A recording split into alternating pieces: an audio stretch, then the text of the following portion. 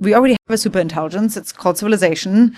We would have a way to rearrange atoms almost like we rearrange bits these days through nanotechnologies. I think we should think about bringing AI to actually help us solve scientific problems in the here and now through more of an open source, open science innovation ecosystem. We can maybe recreate or like just reimagine like a new way that science can be done given the new AI revolution. Welcome to another episode of PostAGI Podcast. I'm your co-host, Shabik. And I'm Sriram. Nice to meet you guys. Thanks for coming to this show. My first question will be, the theme of your work has been around usage of AI for hope. It's a flourishing technology, flourishing future. Can you talk a little bit about that? Because most people, they think about the risk of runaway intelligence, or there is risk of course hypercentralization, but your focus has been on the positive side. Can you talk in details on Yeah, it's not like we're not worried. We're also concerned, but I do think that ultimately, you have to remind yourself why you're doing it in the first place. I think that currently, this was more true, I guess, when we started the Existential Hope project 6 years ago. But I think it's still the case that broadly, even more so maybe, that the public is has a pretty, fearful, negative perception of AI. And I'm not trying to,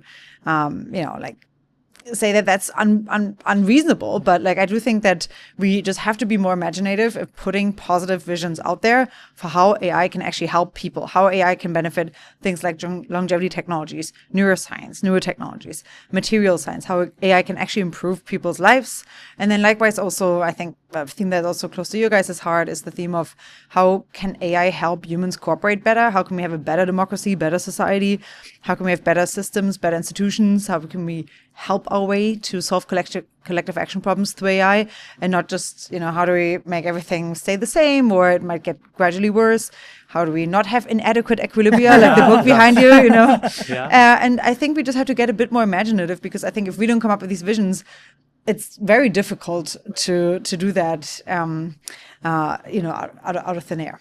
Yeah, that's it's really positive and inspiring to hear that we believe in similar things, but we also believe that there is a fork in the road, and different actions that we all take right now will have bigger ramifications. What do you think are the biggest action levers for technologists, other people, builders, broader participants in the agentic economy, that what should we be doing to actually accelerate our probability to get to this more hopeful, flourishing, cooperative agentic future?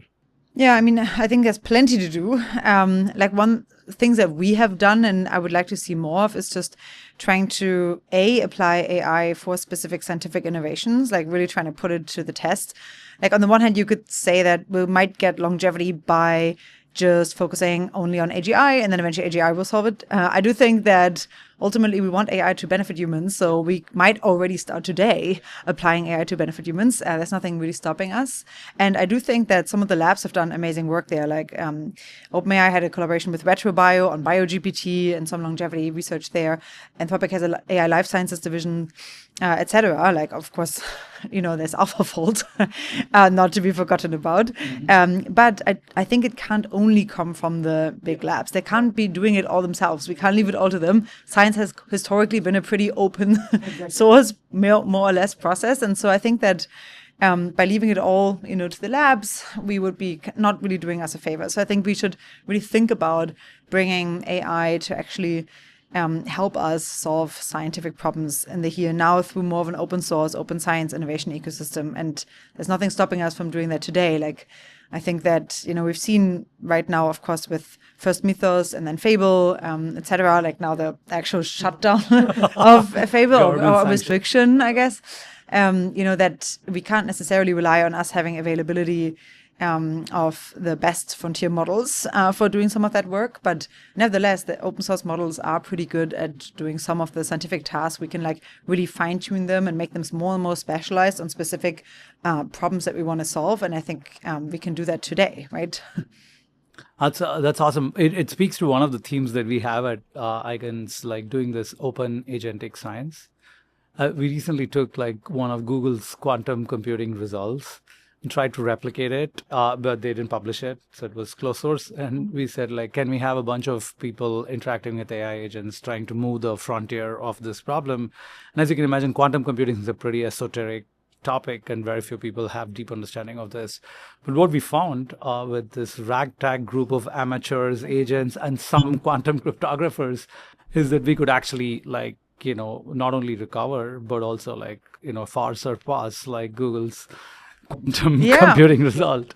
So I think we are at the pretty much at the time and space where experiments like what you're leading and envisioning can become quite possible. That the open commons, when armed with this superpower of, like, AI, can actually produce, like, results that can move the frontier of different Yeah, fields. open source models are, not bad, especially when you can specialize them.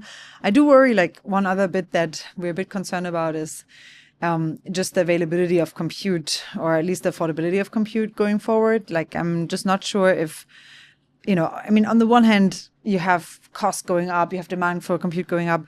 And I do think that with the race really being on now between some of the frontier labs, maybe some of the price for compute might just become so astronomically large that, it won't really be affordable anymore for independent, either safety researchers, let's say, or even like people trying to use it for other scientific tasks.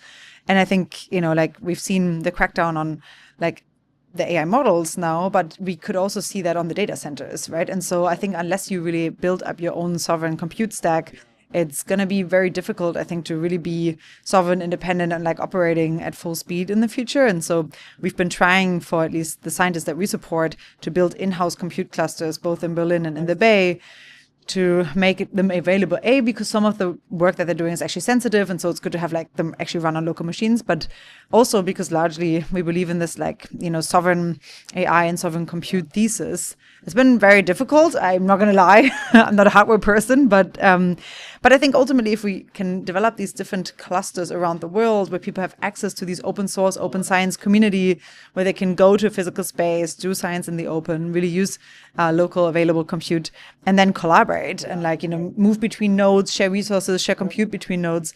Like, ultimately we can maybe recreate, or, like, just reimagine, like, a new way that science can be done given the new AI revolution. And I think unless we don't do that, we are just going to get more and more centralized in specific ways, because it's not really the default path right now, So, but there's not also nothing changing us, nothing stopping us from changing actually doing it. So one of the experiments we recently ran is called Darkboom. It's actually a network of MacBooks.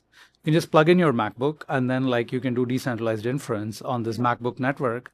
The core problem, technical problem we had to solve was the privacy openness problem.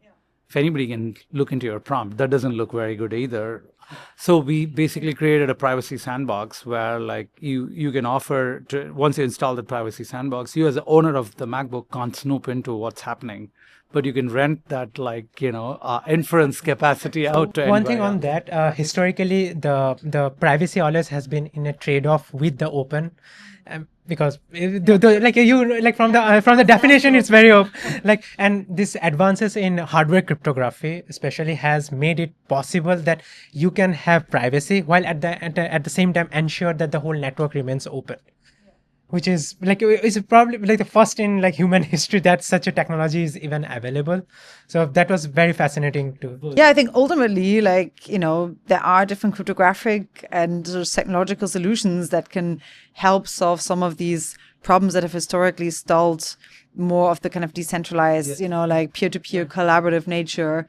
And I guess they are not totally competitive at all times, but specifically for use cases like, like life sciences data, where you actually have data privacy considerations, or for financial data or something, like, for those use cases, maybe these private, like, solutions that have a bit of a cost in terms of efficiency have the benefit that it allows you to do specific computations that otherwise you couldn't be doing. So I think we should focus also on these use cases where the fact that it's private is the only way to do it.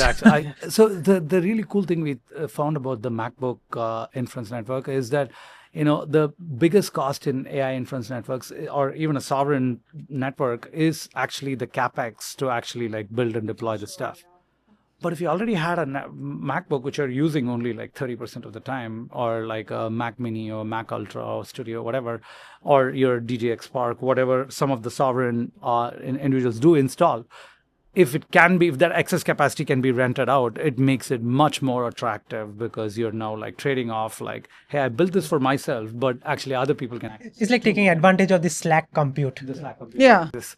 This was one of the core like blockchain stuff that people talked about, but never really like came to be. Yeah, I mean, I think that AI can maybe also, I mean, like in blockchain, you have like, you still have the problem of like search costs, you still have the problem of like, to some extent, negotiation costs and commitment costs. And I feel like AI can help with all of those, right? AI can help you find potential people that might want to use your access compute. AI can help you negotiate a Pareto preferred, deal with them. And AI can maybe also help you, enforce that deal, like at least figure out if that other AI agent is like, usually good at following through on deals, et cetera. So I think some of these costs of cooperation that has made it historically very difficult for individuals to come together to do these like larger cooperative, computing challenges, or like any type of collective action problem solving. I think we can maybe also use AI to help solve that, but we just need to do it. Amazing. So, going back to the open science, one of the things we have found is that as the frontier is jagged, and there is no one agentic framework that fits all, like solves all the problem statements, and having a commons where people can come, where science is common, science is open, the platform is open, where people can come and contribute, it leads to much more diversity, plurality in the agentic frameworks, and leads to much more robust progress. And this is something we found in our experiment ECDSA fail. So in the beginning, it's internally we were running it ourselves for a few weeks, and it got plateaued, and then we opened it up, and suddenly people whom like there were just anonymous people, citizen scientists, domain experts, they just contribute, and they made a rapid improvement. And so now, drawing analogy, it could be the case that in, like you were mentioning, closed labs, we cannot be dependent just on closed labs, because if we just remain closed lab, there's a monoculture that is happening, and the frontier is given jagged. You don't want monoculture of agentic frameworks like hitting this problem statement. You want diversity, plurality of agentic frameworks hitting that problem statement. Yeah, I hope so. I mean, like that's our thesis, at least, that's true. And historically, like, I mean, there are these two kind of theses of like how AI could pan out, right? One is this like more singleton economies of scale, like one agent to rule them all. And then the other one is, kind of discussed by Eric Drexler a while ago in Comprehensive AI Services, and since then also Seb Queer and like many others have kind of taken this on. We wrote like a book on Game of the Future on that, which is that we already have a superintelligence. It's called Civilization. There's already some agents, some are humans, some are non-humans. We are all already interacting in a economy and ecology that like brings the collective problem solving ability of humanity to bear on really tough problems. And so why not just supercharge that by creating better AI-enabled institutions, by actually allowing us to, really specialize where we can specialize, and then have like a larger economy that can like route between different specializations to create like larger problem-solving ability. So I think all of this sounds like it should be possible from where we currently stand at the vantage point. But I do think it requires people to actually build these things, right? Because, if we like, it's easy to build, to just follow the path that we're on, which is like, like you get your model and you can use it, and like, that's it. It gets better over time. It has memory over time, etc.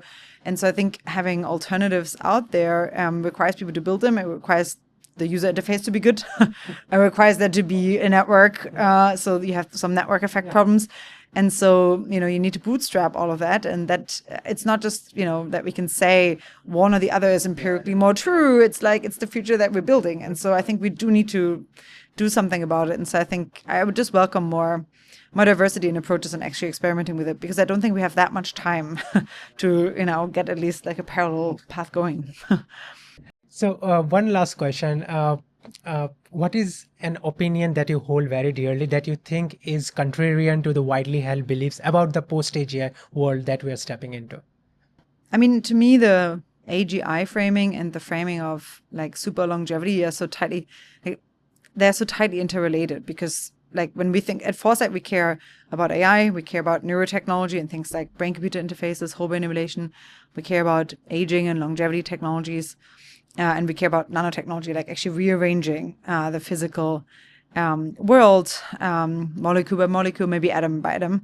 And so I think for me, it's not just like it's this one AGI world, but in this AGI world, we would hopefully also have things like merging with each other, with animals, with AI systems into larger Borg minds. Like that should be possible. We would have a way to rearrange atoms almost like we rearrange bits these days through nanotechnology. So we can build pretty much anything. We can like reassemble everything. We can recycle everything that we want and just build a lot, like just more structures, pretty much anything we can imagine. We should also have things like super longevity, right? And whether or not you want to do that in a human body or whether you want to do that in a, in an emulation, that's kind of up to you. But I think at that point, it will just be extremely sad to look back on the people that missed the cutoff by a few years. So I do think that, we're close now, or possibly close. It's probably in our lifetimes. And I just think about my parents, I think about all the people that I hold dearly. I think about all the people that would just miss that cutoff by a little bit. For those, I would always recommend to choose Biostasis or cryonics. There are options out there already that you can sign up for. They're not perfect by all means, but you have the chance of either not making it to this future, like a 0% chance, or like a 0%, 0.5 or 1% chance of making through by making use of these biostasis and cryonic preservation services that are already out there. But I think in general, like we would just have this incredible sadness if this goes well at those that couldn't join us. And so we can do something about that today, hopefully. Thank you, Allison, for coming to the show. It was really great discussion. Yeah, thank you. Thank you so much, Allison.